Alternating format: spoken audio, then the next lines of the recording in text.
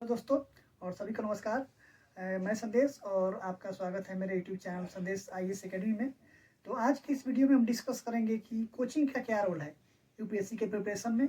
Coaching कितना important है और कोचिंग लेना ज़रूरी है या नहीं ज़रूरी है, कोचिंग का क्या बेनिफिट है, ये सब जो प्रश्न हैं आपके मन में जनरली आते रहते हैं, उसके बारे में हम डिस्कस करेंगे। तो देखिए, पहला क्वेश्चन जो है कि क्या कोचिंग लेना कंपलसरी है इस एग्ज़ाम के लिए। तो मैं यही कहूँगा कि देखिए, कंपलसरी नहीं है। ऐसा नहीं है कि कोचिंग आप नहीं करेंगे तो आपका सिलेक्शन नहीं होगा। कंपलसरी कुछ भी नहीं है, कोई भी कोचिंग क्लासेस कंपलसरी नहीं है। लेकिन कोचिंग इम्पोर्टेंट है।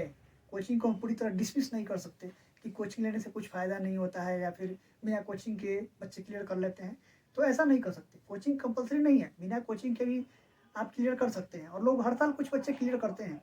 ऐसा देखा गया है कि 2-4% बच्चे, 5% ही बिना कोचिंग के भी लोग क्वालिफाई करते हैं इस एग्ज़ाम को।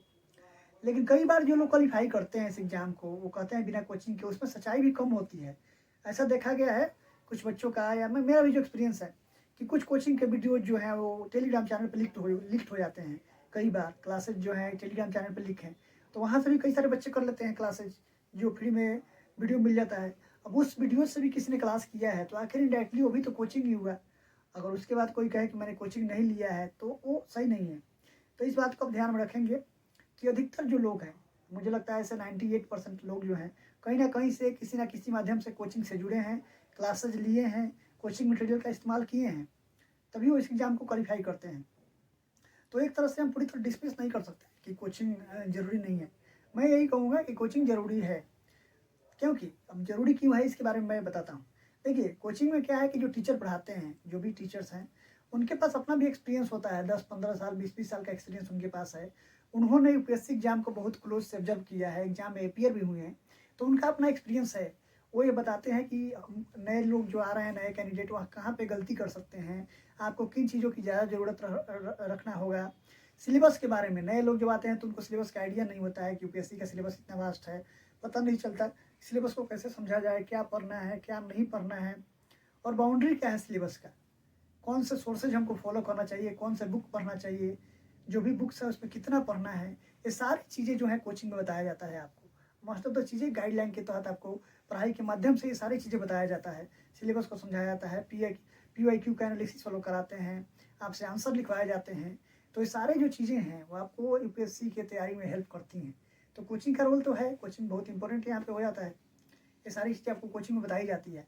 अगर वही आप खुद अपने अपने एक रूम में बैठ कर करें तो शायद आप उतने अच्छे से मैनेज नहीं कर पाएँ, आपको बहुत ज़्यादा टाइम देना पड़े।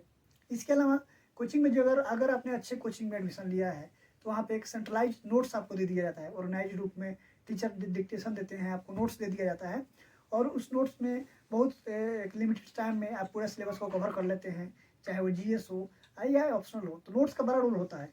यही नोट्स जो है आपके मेन एग्जाम में काम देता है।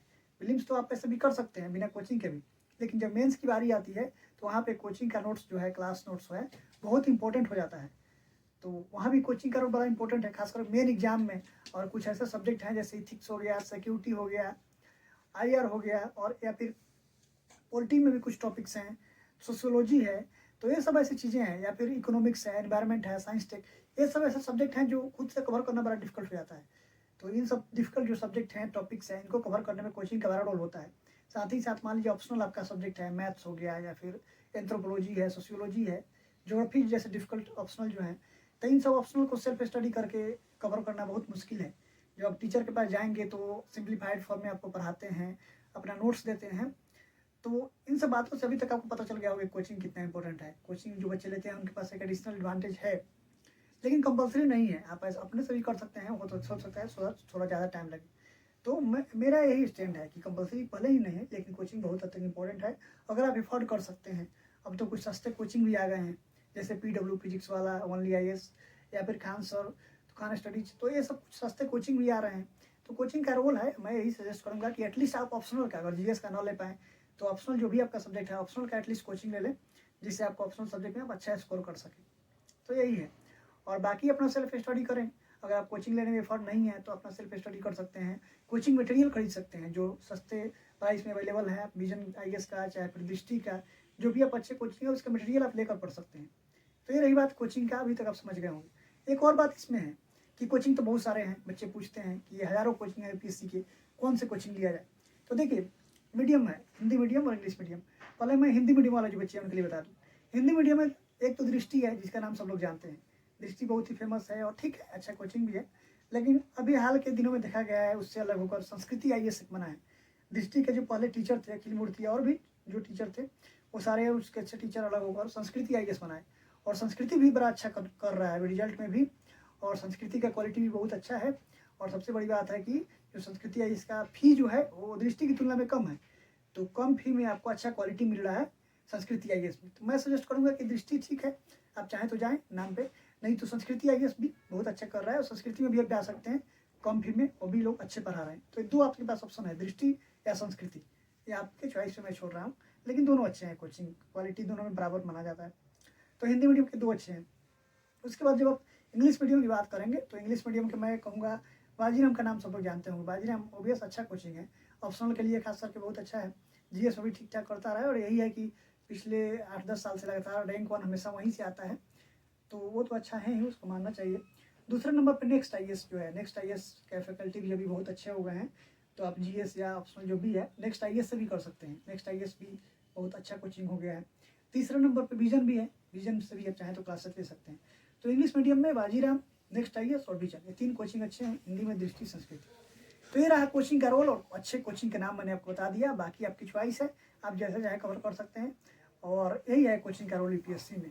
तो सभी को धन्यवाद। हमारे चैनल को शेयर और सब्सक्राइब करें अगर आप इस पर नए हैं तो, और मिलते हैं अगले वीडियो में हम कुछ और नए इंपॉर्टेंट टॉपिक के साथ। तो सभी को नमस्कार।